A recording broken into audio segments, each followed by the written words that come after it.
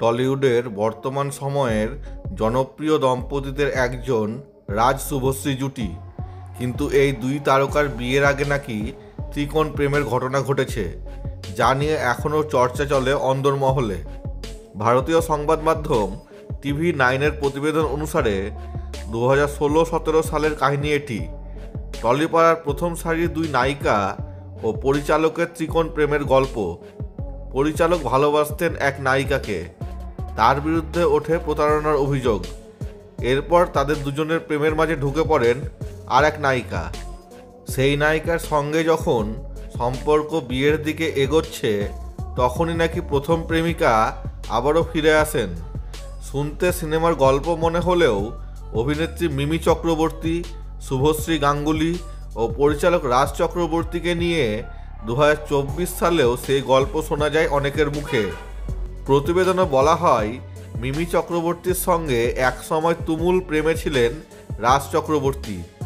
সেই মিমি অভিনেতা যশ দাশগুপ্তের প্রথম ছবি গ্যাংস্টারের শুটিংয়ে তুরস্কে গিয়ে এক প্রযোজকের ছেলের সঙ্গে প্রেমে জড়িয়ে পড়েন। এরপর দেশে ফিরতেই রাজের সঙ্গে বিচ্ছেদ হয় অভিনেত্রীর।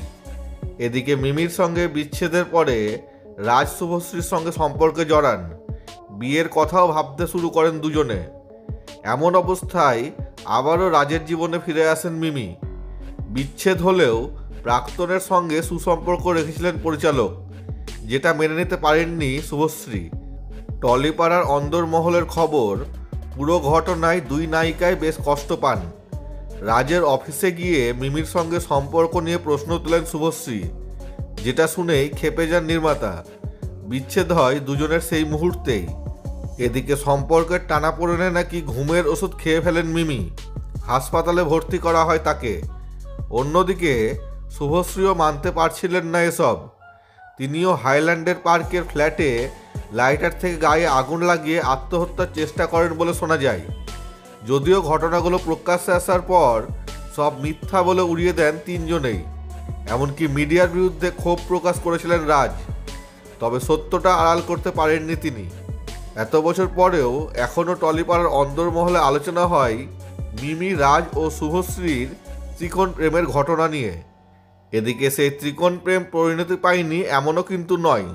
বছরখানেক বাদেই শুভশ্রীর গলায় মালা দেন রাজ। বর্তমানে এই দম্পতির সংসারে রয়েছে দুটি সন্তান। অন্যদিকে রাজের সঙ্গে বিচ্ছেদের পর নতুন করে আর কোনো সম্পর্কে জড়াননি মিমি।